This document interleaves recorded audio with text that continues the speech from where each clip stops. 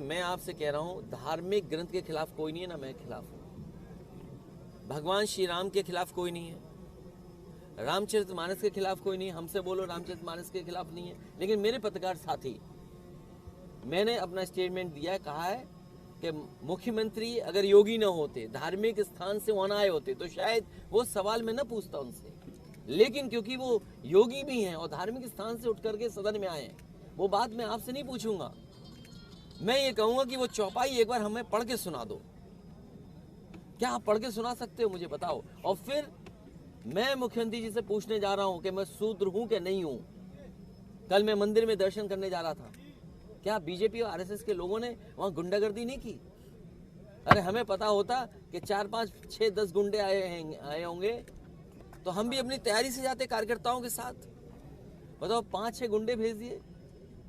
और ये जब काला झंडा समाजवादी लोग दिखाते हैं तो 1-1 साल जेल भेजते हैं उन लोगों को, कार्यकर्ताओं को। 1-1 साल जेल गए हैं समाजवादी कार्यकर्ता, 2-2 साल रहे हैं, केवल सिद्धांत पे विरोध करने के लिए। इसलिए पत्रकार साथी, अगर चौपाई आपको याद हो तो भगवान श्री राम की कसम खाओ और वो चौपाई पढ़ दो। अगर अच्छी है तो अच्छी है, खराब है तो खराब है।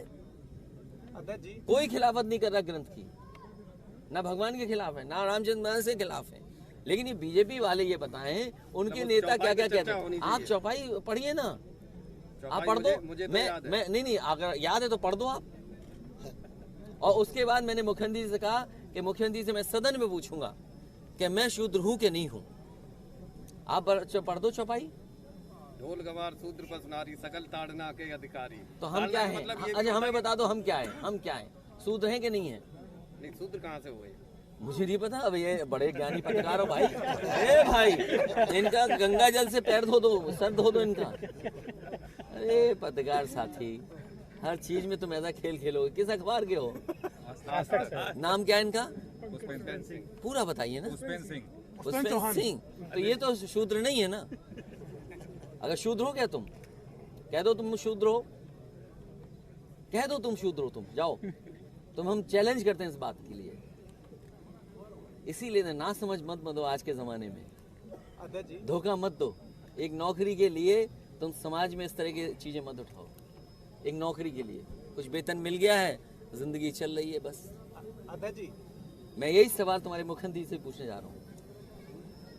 और तुम्हें अगर नहीं बुरा लग रहा है, मुझे बुरा लगता है। अगर तुम जैसे चैनल को नहीं बुरा लगता है तो मैं उसके लिए कुछ नहीं कर सकता, क्योंकि फिर वो चैनल बिका हुआ है। अध्यक्ष जी, एक तरफ तो नेताजी को सम्मान, दूसरी तरफ आपकी सुरक्षा घटा ली जाती, तीसरी ओर सुप्रीम कोर्ट के रास्ते से घेरा जाता है। क्या मंशा है इनकी? देखिए, कोई मंशा नहीं है, बीजेपी हार रही है। इस बार क्लीन बोल्ड होने जा रही है यूपी में, क्लीन बोल्ड, देख लेना आप। क्योंकि जनता इंतजार कर रही है। इनका 22 खत्म नहीं हुआ, बीजेपी का 22 नहीं खत्म हुआ, क्योंकि बीजेपी ये मानती है 22 हुआ नहीं तो किसान की आय दोगुनी करनी पड़ेगी, करोड़ नौकरी देनी पड़ेगी। बीजेपी बोलोगा 22 खत्म ही नहीं होगा 24 तक। महंगाई चरम सीमा पर, बेरोजगारी चरम सीमा पर, न्याय की कोई उम्मीद नहीं कर सकता, अन्याय होगा। धार्मिक इन चीजों में उलझाना फंसाना। अरे आपको याद होगा, बीजेपी एक नेता ने कहा कि सीता माँ टेस्ट ट्यूब बेबी से पैदा हुई है, कुछ याद इस तरह का स्टेटमेंट दिया था, याद है कि नहीं याद है? उनके सहयोगी बताओ भगवान राम के लिए क्या कहते हैं? भगवान राम के लिए क्या कहते हैं? और उनके एक साथी न जाने क्या और कुछ कहते हैं। इसलिए मैं उन बातों में नहीं उलझना चाहता हूं। अब इन्वेस्टमेंट मीट कर रहे हैं, बताइए।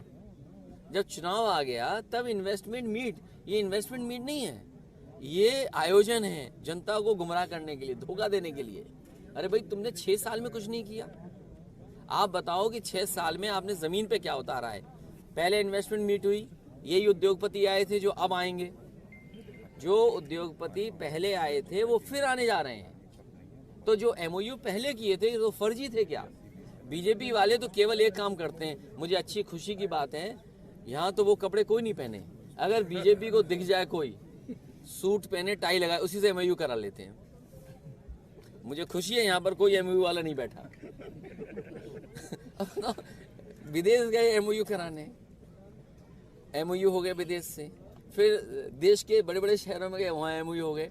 मैनपुरी में नहीं आए एमओयू कराने, कन्नौज में तो कराया है। बता रहे 6,000 करोड़। मतलब कन्नौज के लोग इत्र चाहते हैं, कन्नौज के शहर में, हालांकि वो बात कन्नौज में कहूँगा तो ज़्यादा असर रखेगी, एक काऊ मिल्क प्लांट बनाया था मैंने, जिससे गाय के दूध के ही उत्पादन मिले, उसी का प्रोड्यूस मिले लोगों को। और बताओ, ये बियर फैक्ट्री लगा रहे हैं। हम गाय का दूध पिलाना चाहते हैं, ये बियर पिलाना चाहते हैं। ये हैं बीजेपी वाले लोग। इस पे सवाल नहीं पूछोगे आप। काऊ मिल्क प्लांट बंद हो गया, बियर का प्लांट लगाने। बताओ, बियर पीनी है कि गाय का दूध पीना है, आप बताओ। अध्यक्ष जी, नमस्कार, मैं राकेश यादव। अगर आपको हमारा यह वीडियो पसंद आया हो तो लाइक शेयर जरूर करें और हाँ, सब्सक्राइब और फॉलो जरूर करें ताकि आप तमाम खबरें मिस ना करें।